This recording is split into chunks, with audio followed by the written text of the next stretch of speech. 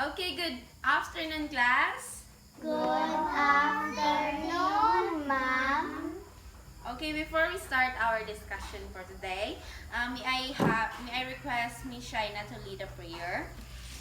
Please stand, everyone. Okay, let us pray. Let's bow our heads. Amen.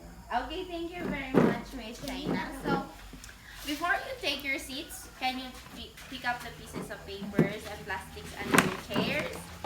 And if you're done, you may now sit down. Okay, so I request the secretary on record to please list down the names of the absentees.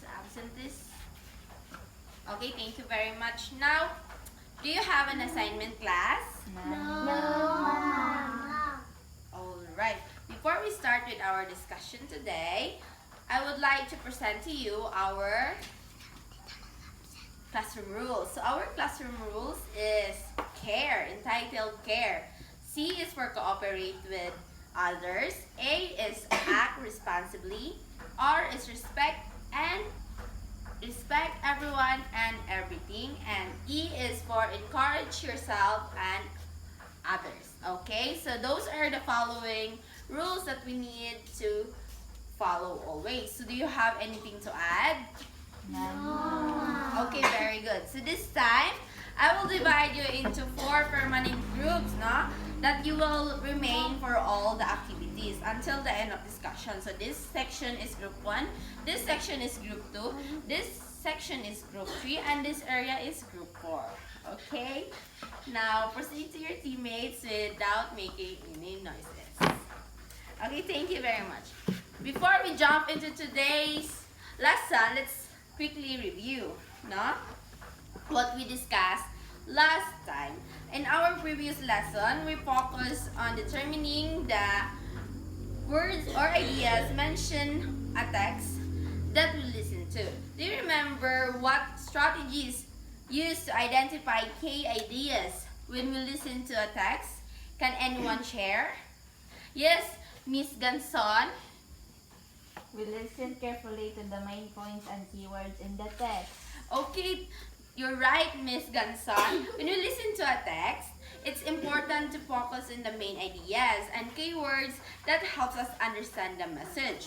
Now, can anyone give me an example of a strategy that you used last time to identify the main ideas? Okay, Miss Gumalo. We look for the words that were repeated or emphasized in the text. Excellent. Repetition and emphasis can really help us pinpoint the most important ideas. Now we're going to build on that as we move into today's lesson. Are you ready for another lesson, class? Yes, ma'am. Wow, very good. So before we proceed, let's play a quick game, no? So to test your knowledge. So are you excited? Yes, ma'am. Excellent. So we're going to play a game called Which One is True. In this game, I will divide you into 4. So your groups earlier will be your group teammates now. So in your groups, classify each post as fact, opinion, or false content and explain why. When you're ready to give your answers, just raise up your flags. So the group that gets the highest points wins a prize. So is my instruction clear, class? Yes, So ma'am. let's have the first statement. Eating carrots every day will give you superhuman night vision. Is it opinion, facts, or false? False. Wow, very good, group 1. Why do you think it's false? Because carrots are healthy but they don't give superhuman abilities. Wow, very good job, group 1. You have 5 points. Now let's have another one. Basketball is the most exciting sports ever. Is it an opinion, facts, or false? Opinion. Wow, good job, group 2. And why do you think the statement is opinion even though it has many likes and share? Likes doesn't totally make a statement true, and it's an opinion because this depends on a person. Wow, good job, group 2. You have 5 points. Now let's have the third statement. So, Scientists discovered a new planet that could have water. Is it a fact, opinion, or false? Fact. Okay, very good, Group 3. So now give me a reason why you think the statement is a fact. Because it's supported by scientific findings. Well, very good, Group 2. You also got 5 points. Now we are in our last statement. So the study shows that sleeping for at least 8 hours improves memory and concentrations. What is it? Facts, opinions, or false? Fact. And why do you think is that? Because it is supported by scientific research. Wow, great job, Group 4. Let's give each other a barangay clap for doing our best. Yay! So great job, everyone. So, did you have fun in our game class? Yes, Mom. Very good. So have you noticed our game is about finding the truth? Yes, Yes, ma'am. Mom. Good. So always check for evidence before believing in each claim. So our topic today is about determining the truthfulness and accuracy of the material viewed. But before we fly into our next activity, let's reflect first on what we need to attain after the discussion. So may I request everyone to please read our learning objectives. So at the end of the lesson, the students will be able to determine the truthfulness and accuracy of the material viewed. Value the importance of critical thinking when evaluating the reliability of media content. And collaborate to create differentiated outputs that demonstrate skills in evaluating truthfulness and accuracy. So, do these objectives sounds fun and achievable? Yes, ma'am. Very good job. So before I proceed with my discussion, let us first have another activity. This activity is called Search the Truth. So, but first, are you familiar with the Philippine history? Yes, Yes, ma'am. Okay, so do you have any ideas about the history of the Philippines? Yes, ma'am. Very good job. So as we all know, engaging with materials through viewing and listening can lead to differences in how we understand the text. So, however, it is clear that critical and analytical thinking skills are essential to avoid being misled. So, let's explore how to apply these skills by examining a portion of the story, The Legend of Mariang Makiling. This is a famous legend, but let's see if we can determine which parts might be true, accurate, or misleading. So instructions. Work in groups to read the story. Answer then the questions below. Here are the questions. So here are the questions. Remember that the points or score your groups get is also your individual score. So I will give you 5 minutes to finish the task. So we'll give you 5 minutes to finish the task. Are you done? Yes, Mom. Okay, time's up. Pass your papers forward. Okay, thank you very much, class. Very good.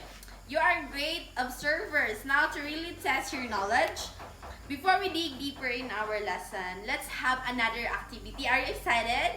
Yes, Mom. Okay, so in this activity, it's more like the continuation of our activity.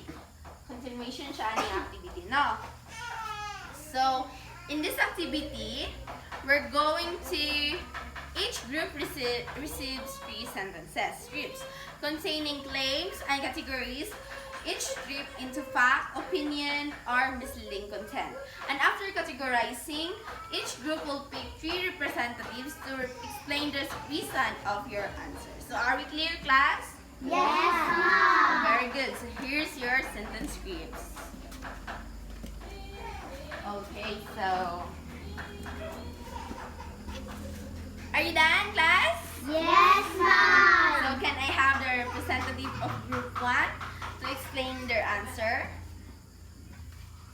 Okay, group 1. Why did you classify this statement as opinion? Because it's based on folklore, isn't proven by historical evidence. Okay, great observation, no? So folklore often mixes symbolism and fiction. So how about the group 2? Representative of group 2.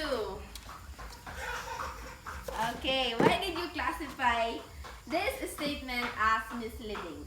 Because there's no verified source. Okay, very good job. How about the group 3?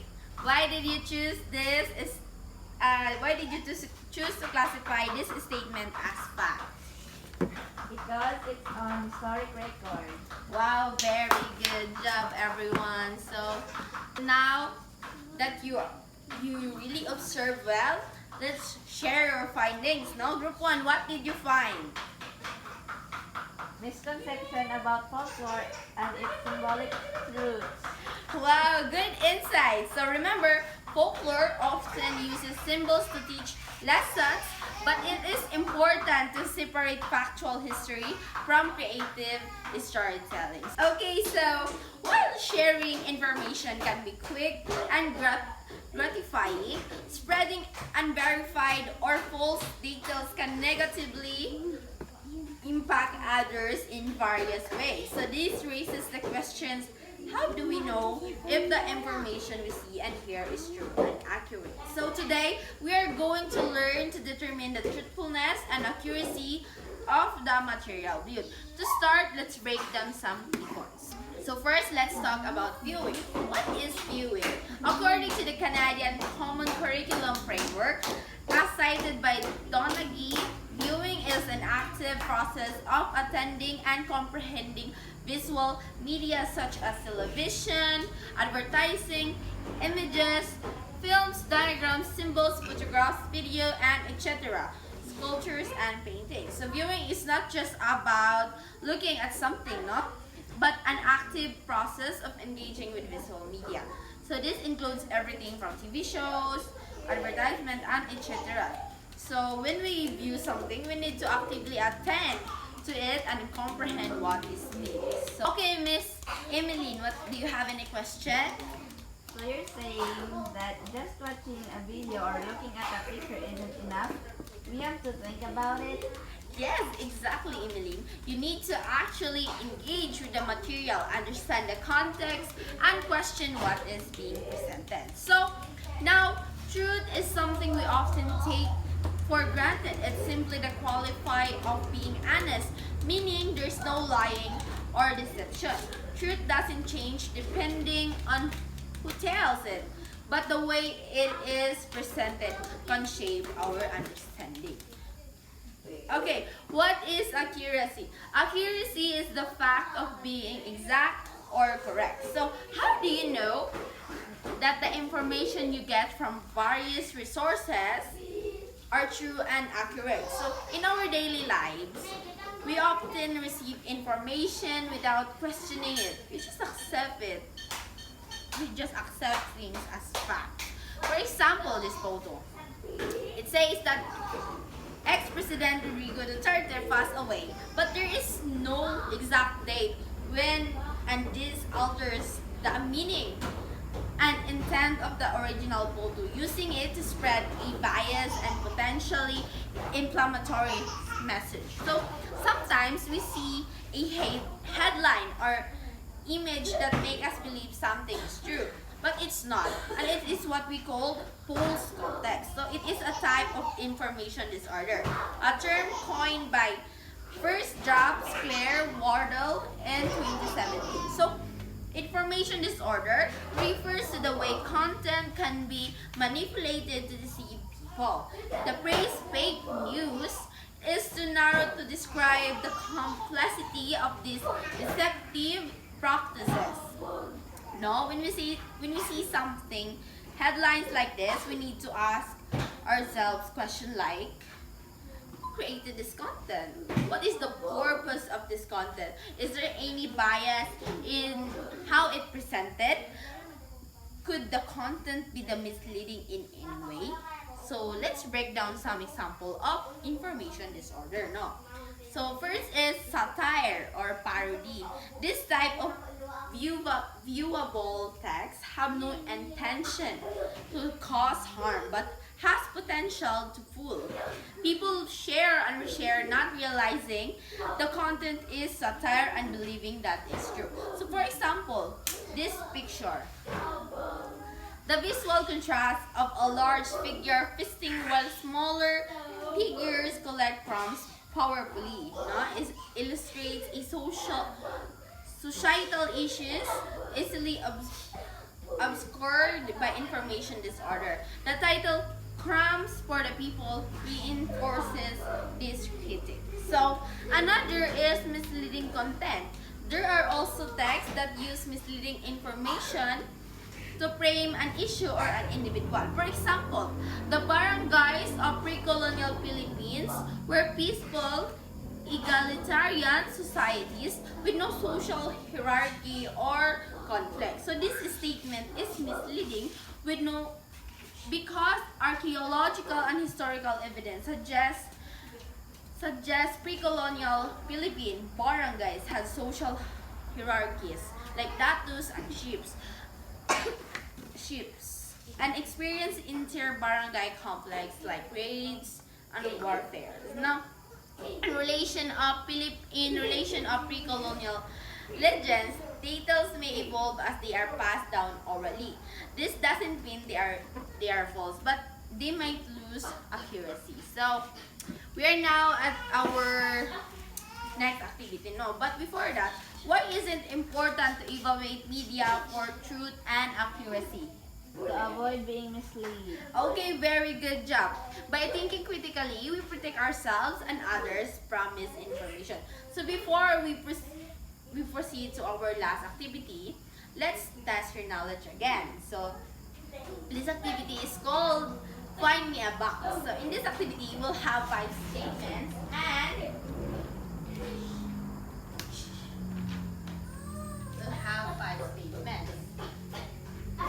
We'll have 5 statements and analyze the statements. If you think the statement is accurate or misleading, put a check on the box, and if you think it's true, write your reasons if it's true. Answer this individually. I will give you 5 minutes to finish the task. Now, you may now start. Okay, are you almost finished? Okay, time is up. Pass your papers forward. Okay, thank you. Now class, remember, truth and accuracy go hand in hand in ensuring the integrity of information. By questioning what we read and watch, we protect ourselves from being. So, this time, let us apply what you have learned from our discussion. No? Are you ready? Yes. So, in our last activity, it will allow you to illustrate your understanding of truthfulness, accuracy, and identifying misleading content. It is called creating reliable and truthful content. Each group will be assigned a unique task.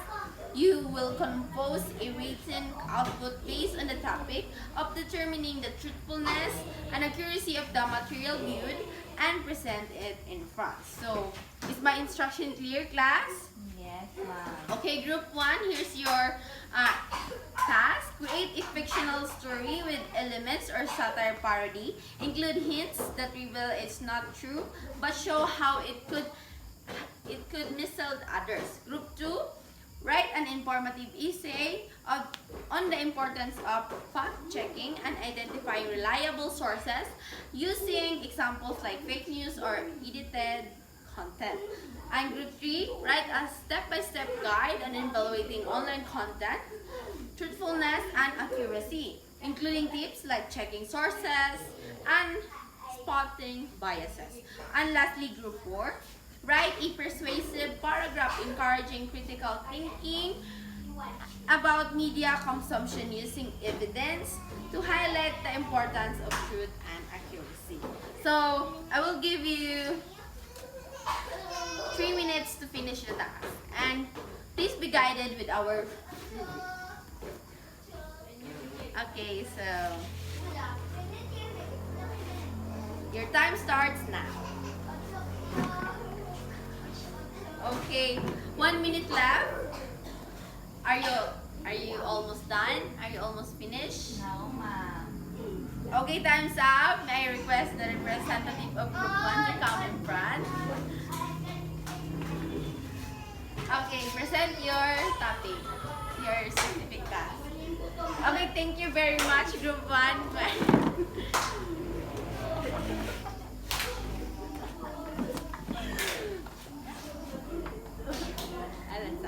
Okay, may I request the Group 2 again? I know, yun pa. Okay, let's give a barangay clap to the Group 1. Yay! Okay, now may I have the Group 2 to present their topic.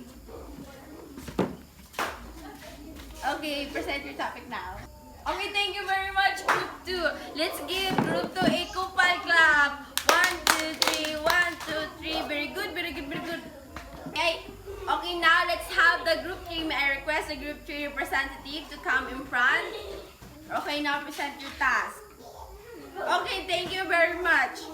Let's give a rainbow clap to the Group 3. 1, 2, 3, 1, 2, 3. Woo! Okay, very good job. Now let's have the last group. Group 4. Present your task.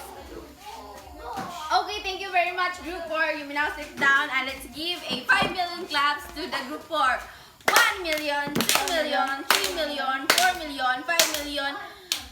Congratulations! Okay, so congratulations to everyone. No, it seems like you all understand the discussion. So do you have any questions, clarifications about our discussion today? None, ma'am. Okay, if there is none, then let's check your knowledge. We have an assessment here. So this is a multiple choice, a 10 items multiple choice. Encircle the letter of the best answer. I will give you 3 minutes to finish the task. You may start now. Okay, Dan, pass your papers forward. And for your assignment, let's have your assignment now. Find 3 posts on social media, classify such as true, misleading, or opinion, and justify your answer with 2 to 3 sentences. Write it down on a 1/2 sheet of paper. So I guess that would be all. But before we go, let's end our class with a prayer. So Tumindog, please lead the prayer. Let us pray. Amen. Okay, thank you, Mr. Tumindog. So, thank you and goodbye, class. Bye, Mom. Okay, see you next